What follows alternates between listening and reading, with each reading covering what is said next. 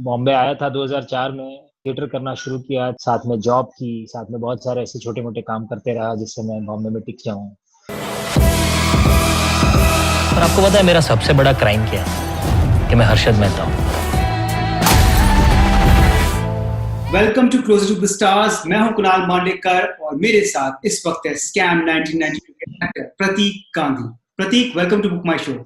Thank you very much Kunal. Pratik, पहले ये बताइए कि ये स्कैम 1992 एक बहुत बड़ा टर्निंग पॉइंट हो गया आपके लिए। कभी आपने सोचा था कि एक वेब सीरीज जो मैं साइन कर रहा हूँ ये इस तरह का इसका रिस्पॉन्स रहेगा मुझे? ये सचमुच एक सपने जैसा ही लग रहा है। जब हंसल सर ने पहली बार मुझे बताया था कि ऐसा कुछ करने जा रहे हैं, तुम ये करना चाहोगे क्या? तभी मेरे दिमाग में एक ही चीज़ थी कि कुछ बहुत एक अच्छी चीज़ का मैं भाग बनने जा रहा हूँ, तो मुझे एक वो संतोष था कि यार कुछ अच्छा होगा। I will be able to take pride on this. पर ये इतना बड़ा हो जाएगा ये मैंने नहीं सोचा था। प्रतीक, बहुत सारी आपकी एक स्ट्रगल रही है, इसके बारे में थोड़ा बताइए हमें। मैं बॉम्बे आया था 2004 में, फिर वहाँ से थिएटर करना शुरू किया, फुल टाइम मेरा इंजीनियरिंग का जॉब भी किया, उसके साथ थिएटर करते रहा। फाइनली पहली गुजराती फिल्म मिली मुझे बेयार। 2016 को फाइनली जब रॉन्ग साइड राजू रिलीज हुई, मेरी दूसरी गुजराती फिल्म जिसे नेशनल अवार्ड मिला, फिर चीजें चेंज हुई। तब मैंने जॉब छोड़ी और फिर मैं फुल टाइम एक्टर बना। जैसे मैंने कहीं पढ़ा कि आपको बहुत सारे लोगों ने ये भी कहा कि जो गुजराती थिएटर से लोग आते हैं वो इतना बड़ा नहीं कर सकते हैं बॉलीवुड में, वो इतना फेम नहीं पाते हैं। कुछ ऐसे डिस्करेजिंग वर्ड्स भी रहे आपके लिए? ऐसा था कि बहुत प्रैक्टिकल क्वेश्चंस आते थे कि यार जब तक हाथ में इतनी अच्छी डिग्री है, when you are a first class engineer, then why do you want to do this? ऐसे फील्ड में क्यों जाना चाहते हो कि जहाँ क्या होने वाला है कोई प्रेडिक्ट नहीं कर सकता। मतलब बहुत ही अनसर्टेन है, चीजें रोज बदलती रहती हैं और तुम कभी एक जगह टिक के रहना बहुत डिफिकल्ट हो जाएगा तुम्हारे लिए। मतलब ये सारी चीजें तो आ ही रही थी, पर फिर पता नहीं कहीं ना कहीं से ये जो अंदर का पैशन जो होता है ना, वो आपको भगाते रहता है। तो वो जब सोना मुश्किल हो जाता है तब आपको वो चीज करनी पड़ती है। मैंने ये पढ़ा कि आप डबल टाइमिंग भी करते थे, एक फिल्म की शूटिंग कर रहे थे, साथ साथ आपने कुछ इंजीनियरिंग का काम भी आप कर रहे थे। इसके बारे में बताइए। मेरी फुल टाइम जॉब चल रही थी जब मैं बीआर शूट कर रहा था, तो मैं नौकरी से 20 दिन की छुट्टी लेके शूट करने गया था। उस टाइम पे मतलब उनके साथ कांस्टेंट टच में रहना पड़ता था, मेल्स के जवाब देने पड़ते थे, इतने सारे प्रेजेंटेशंस हो रहे थे। तो शूट पे लैपटॉप खोल के बैठता था मैं। जैसे ही शॉट खत्म होता था कि मैं वहां पर वो ऑफिस का काम जो था वो करता था, फिर वापस शूट करता था। मतलब ऐसा मैंने थिएटर में भी कई बार किया है। सुबह 5:30 बजे के रिहर्सल, फिर फुल डे का जॉब, शाम को शो। कौन से थिएटर पर्सनालिटीज रहे आपके जिनसे आप काफी प्रभावित रहे अपनी लाइफ में? You are motivated by them? एक तो मतलब मैं जिनके साथ इतने सालों से थिएटर करता हूँ, मनोज शाह, जो कि हम गुजराती में हमने बहुत बहुत एक्सपेरिमेंटल थिएटर किया है, 15 सालों से साथ में काम करते हैं। उनका पैशन, वो the way he works very contiguous है, वो एनर्जी, मतलब इस उम्र में भी जैसे वो करते हैं काम, तो बहुत इंटरेस्टिंग था। मैंने सुनील छानबाग के साथ काम किया, उनका भी थिएटर का पैशन बहुत अमेजिंग है। लाइफ में कभी ऐसा मौका है जब आपने ये सोचा कि एक्टिंग में मैं क्या कर रहा हूँ, या मैं एक्टिंग को क्यों परस्यू करना चाहता हूँ, मुझे गिव अप करना चाहिए? जी नहीं, कभी नहीं। इनफैक्ट मुझे ऐसा लगता था कि मैं ये कितना और ज्यादा कब करूं। आपका जो ऑडिशन रहा स्कैम 1992 के लिए, उसके बारे में कुछ बताइए। ऑडिशन मैंने दिया था मुकेश छाबरा के ऑफिस में, तब मुझे पता नहीं था कि ये किस चीज का है। फिर हंसल सर से मुलाकात हुई, उन्होंने बोला कि लेट्स डू दिस। फिर दूसरी बार ऑडिशन के लिए जब गए, तब हर्षद मेहता के परिवार के जितने सदस्य थे उनकी 2-3 टीम के साथ हमने ऑडिशन किया, तो वो ग्रुप ऑडिशन था। फिर मुझे पता चला कि ये इस चीज का ऑडिशन था और ये इतना बड़ा है। वो ऑडिशन आपको याद है? कुछ हमारे लिए कर सकते हैं आप? वो क्या डायलॉग्स आपने उस वक्त परफॉर्म किए थे? मैंने जो ऑडिशन दिया था ना, सबसे पहले सीरीज में वो सीन ही नहीं है। वो सीन ऐसा था कि हर्षद मेहता पहली बार बीएससी में घुसने की ट्राई करते हैं और वहां का जो वॉचमैन है वो उनको रोकता है कि आपके पास कार्ड नहीं है तो आप अंदर नहीं जा सकते। जी जी। और वो अपना चार्म यूज करते करके उसके साथ बात करते हैं, लाला आपको पता है अंदर क्या होता है? नहीं ना, मुझे भी नहीं पता। जब तक पता ही नहीं होगा कि काम कितना अच्छा है कि कितना बुरा है, तो मैं डिसाइड कैसे करूंगा कि मैं जब काम करना चाहता हूँ कि नहीं? तो एक बार अंदर जाने दो, सीखने दो, फिर कार्ड भी बनवा लूंगा। Well done, Pratik. Pratik, what were your fond memories of working in this particular project, Scam 1992?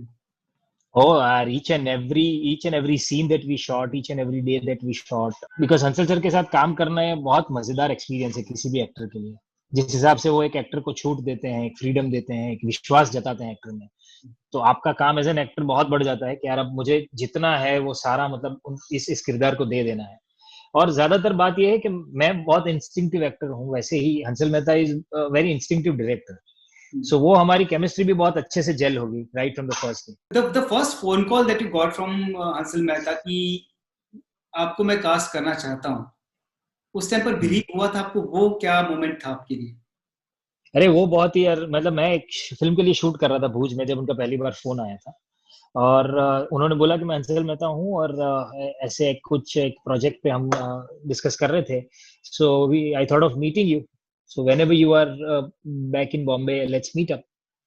Phone मैंने हाँ सर बोल के फोन रखा और फिर मैं एक्चुअली विश्वास नहीं कर पाया कि ये उन्हीं का फोन था कि किसी ने मजाक किया है। Pratik, you are a classic example of how someone should not give up on their dreams and their hopes, and how you can multitask and at the same times go for your dreams. Do you believe that? Yes I think because जिस हिसाब से मैंने काम किया ना, उसके अलावा दूसरा कोई रास्ता मेरे पास नहीं था। एटलीस्ट मुझे नहीं पता था कि इसके अलावा दूसरा कोई अगर रास्ता है तो, बिकॉज हार्ड वर्क का दूसरा कोई सब्स्टिट्यूट है नहीं। जॉब के साथ मुझे एक्टिंग करनी थी, मुझे थिएटर करना था, तो कोई कंपल्शन नहीं था, पर क्योंकि मुझे करना था तो मैंने किया। और शायद एक चीज को इतने लंबे समय से करते रहो, अपने क्राफ्ट पे काम करते रहो और बिना किसी नेगेटिविटी के आप इस चीज को पाने की कोशिश करते रहो, तो अल्टीमेटली वो होता ही है यार। कई सारे थिएटर एक्टर्स हैं जो गुजरात से आते हैं, चाहे वो परेश रावल हो, चाहे वो दर्शन जरीवाला हो, चाहे वो रत्ना पाठक हो, ये और लेकिन जो मेन स्ट्रीम हम बॉलीवुड की बात करते हैं, जब मेन स्ट्रीम एक्टर की बात करते हैं, एक हीरो लार्जर देन लाइफ चीज जो होती है, आपको लगता है कि कहीं ना कहीं कुछ ऐसा थिएटर ड्रॉबैक एक आ जाता है इंसान के वहां पर, ये फायदा करने की बजाय थोड़ा बहुत नुकसानदायक रहता है लोगों की नजर में?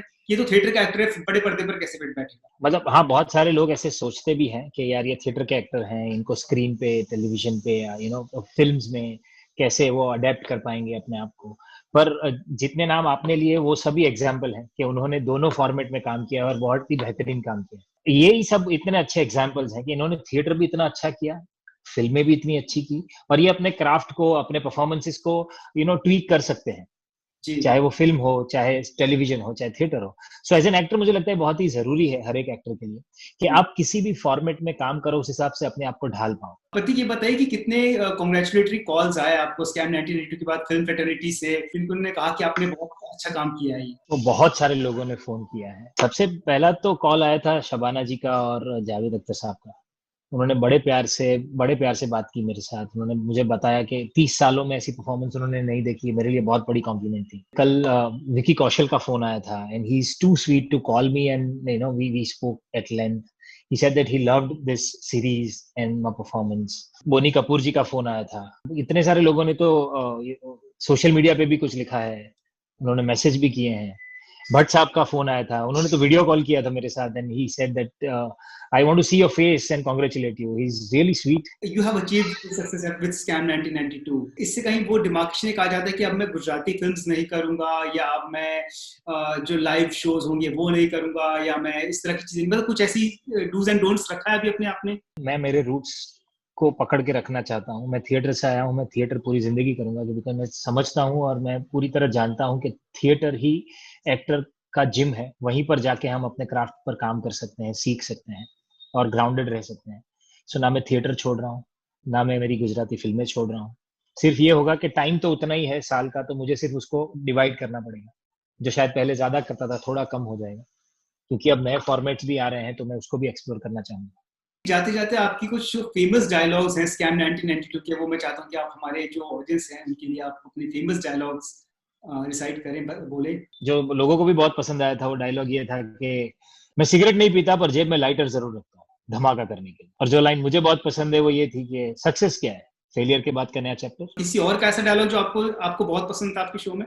अश्विन भाई का एक डायलॉग था जिसपे हम लोग सब बहुत बहुत हंसते थे कि कोई भी सिचुएशन में उनका एक स्टैंडर्ड डायलॉग होता था, फंड्स कहाँ से आएंगे। एंड देयर इज सम इश्क रिस्क वाला भी डायलॉग जो है आप लोगों का। ओह यस, रिस्क है तो इश्क है। It was a pleasure talking to you Prateek. I hope that आप हमें और भी शोज में नजर आते रहें, और गुजराती, हिंदी, सारे सब तरह के शोज में नजर आते रहें, सब तरह के फिल्मों में नजर आते रहें।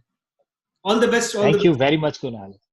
Thank you very much Kunal. Thank you for having me. See you.